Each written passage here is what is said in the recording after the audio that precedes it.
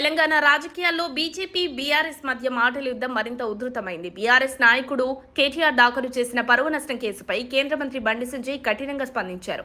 ఇకపై రాజకీయంగానే సమరానికి సిద్ధమని, తన అసలు శక్తిని చూపిస్తానని బండి సంజయ్ హెచ్చరించారు.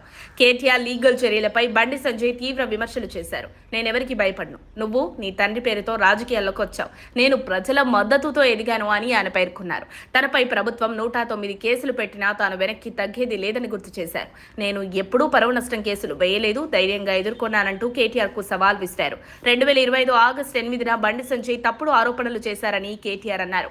ఫోన్ ట్యాపింగ్, ఎస్ఐబి దుర్వినియోగం, ఆర్థిక అవకతవకల ఆరోపణలు తనపై మోపారని తెలిపారు. ఈ వ్యాఖ్యలను దేశవ్యాప్తంగా ప్రముఖ టీవీ ఛానళ్లు, పత్రికలు, అలాగే సోషల్ మీడియా ప్లాట్ఫామ్లు విస్తృతంగా ప్రచారం చేశాయని ఆవేదన వ్యక్తం చేశారు.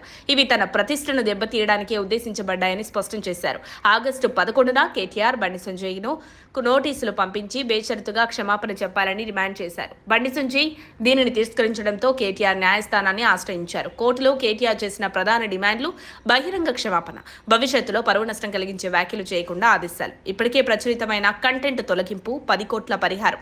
ఈ వివాదం తెలంగాణలో రాజకీయ వాతావరణాన్ని మరింత వేడెక్కించింది. బీజేపీ వర్గాలు కేసు పెట్టడం కేటీఆర్ భయానికి నిదర్శనమని వ్యాఖ్యానిస్తుండగా, బీఆర్ఎస్ నాయకులు, కేంద్ర మంత్రి స్థాయిలో ఉన్నవారు నిరాధార ఆరోపణలు చేయడం బాధాకరమని ప్రతిస్పందిస్తున్నారు. మొత్తానికి ఈ కేసు తెలంగాణ రాజకీయాల్లో కొత్త ఉద్రిక్తతలకు దారితీస్తోంది. మరిన్ని అప్డేట్స్ కోసం మా కాయ్ టీవీని సబ్స్క్రైబ్ చేసుకోండి. మా వీడియో కనుక మీకు నచ్చినట్లయితే లైక్ చేయండి, షేర్ చేయండి. మీ విలువైన అభిప్రాయాలను కామెంట్ బాక్స్లో తెలియజేయండి.